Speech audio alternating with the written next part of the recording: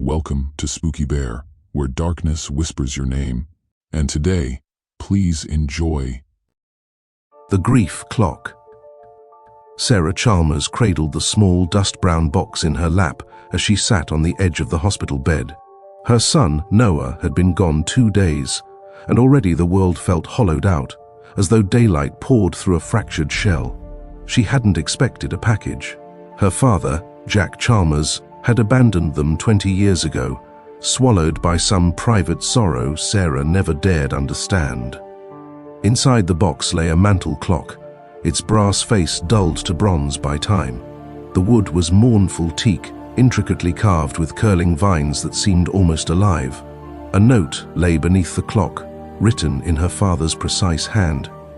For Sarah, in memory of loss. Dad! She wound the small key, and the clock sprang to life. Tick, tock. But the pendulum swung unevenly, the second hand quivering like a wounded bird. She carried it home, each footstep echoing in the empty hall.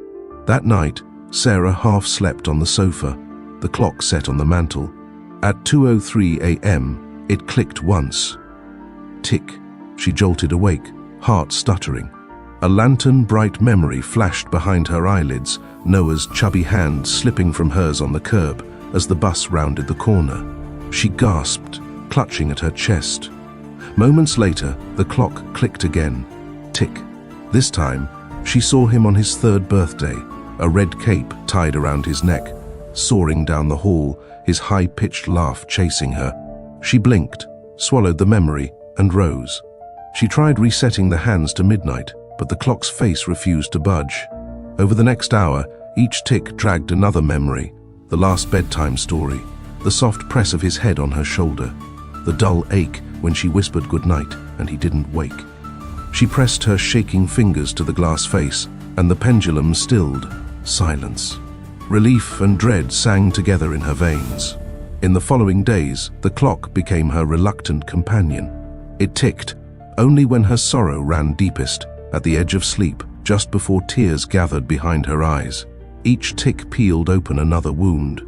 The day Noah's bike toppled on the curb, scraping his knee so deep she still remembered the metallic taste of fear.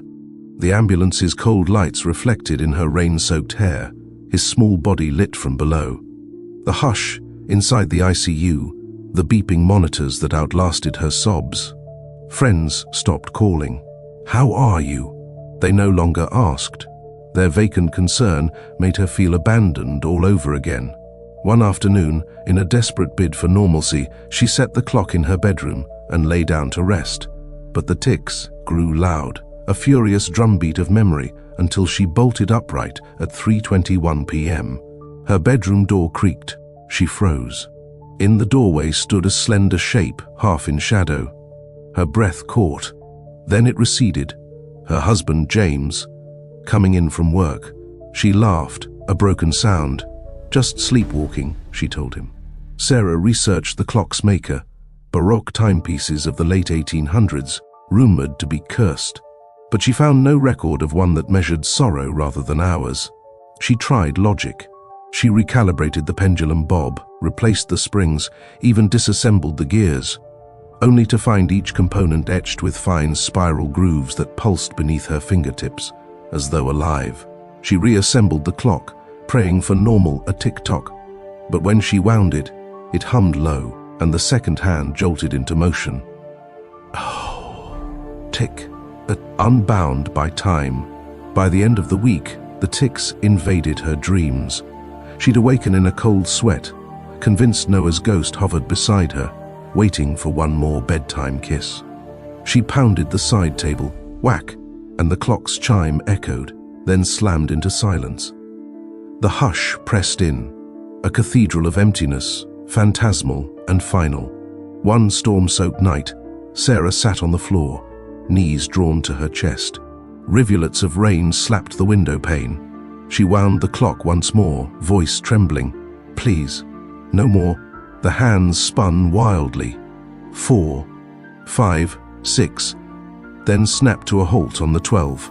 The pendulum swung once more, tick, and froze. The world held its breath, heart pounding. Sarah watched. No patter of snow, no flash of headlights, only the rain's steady drumming. Then, silence. Absolute silence, thick as oil. Sarah exhaled. She rose, closed her eyes, relieved. Morning's grey light found Sarah on the sofa, eyes wide. She returned to the mantel. No tick, no tock. The clock's face was frozen. She touched it. Cold glass. She stroked the wood. Lifeless grain. She spent the day savoring the hush, drinking tea in small sips, as though she might taste relief. The city's noise felt distant, dreamlike. That night, she lay in bed listening for the faintest memory of ticks. Instead, she heard it, something crawling, a soft, rasping scuttle across the living room floor. Subtle, yet certain. She froze. The sound drew nearer, closer, each brush of movement like fingers sliding beneath the door. She forced herself out of bed, heart in her throat. The corridor light was off. The apartment lay in shadows. She groped for the hallway switch. No click, no light. Fear coiled in her gut. The scuttling returned. Tap. Scrape. Tap. Scrape. And now she heard breathing, low and ragged, too slow to be human. She crept forward. By the mantel, the air pulsed. The carpet wrinkled as though something moved beneath it. Sarah knelt. Her nails tore at the fibers. Beneath, a blackened claw, 3 inches long, slid out of sight. She yelped, stumbling back, and the claw darted back under the rug. She rammed the palm of her hand onto the clock. The glass face quivered.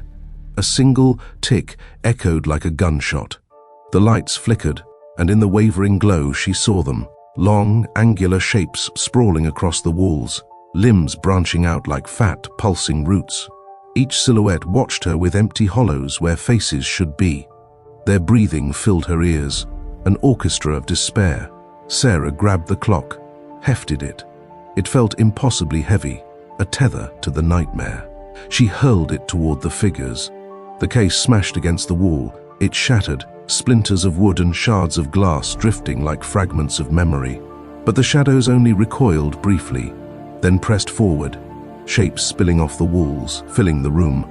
Sarah backed away until her back hit the far wall. The floor felt liquid beneath her feet. The creatures converged, hissing grief into her bones.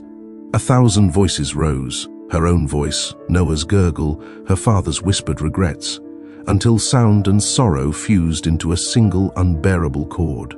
Her breath hitched. She raised her hands, pressing palms to ears, but the noise tore through muscle and bone. She wanted to scream, but no sound emerged. Instead, a single thought bloomed. This is my grief. This is all I have left. She closed her eyes and let the shapes wash over her. Sarah awoke on the sofa at dawn, the sun's pale fingers prying her eyes open. The living room was pristine, polished floors, intact walls, no trace of clock or creature. A new wooden clock, simple and unadorned, sat on the mantel, its face blank, its hands missing. In her trembling hand, she held the green blanket Noah used to clutch. She hadn't brought it downstairs. She couldn't remember fetching it. She stood, gazed at the clock's empty face. No tick, no tock, only silence. She folded the blanket, laid it on the mantel. Then, softly as a hymn, she whispered, "I remember." The new clock's face shimmered. A tiny gear rolled free. Tick. Sarah didn't destroy the clock. She wound it gently each morning. Its rhythms no longer dredged only pain. They carried memory's warmth, Noah's laugh, his small hand in hers. The shadows never returned, but she felt their absence, the space they'd occupied. If she moved the hands, the clock paused, ticked only when she let it. She learned to breathe in moments both bright and dark, to meet her grief with compassion rather than terror. And though at night she sometimes hears a soft tick, echoing beyond the mantel, she no longer dreads it. In the hush that follows, she remembers all the love she's carried, like a clock that finally keeps the truest time.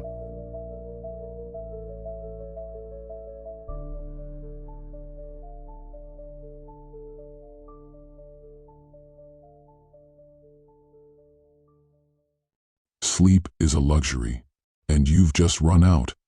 Thanks for joining, and please like, share, and subscribe.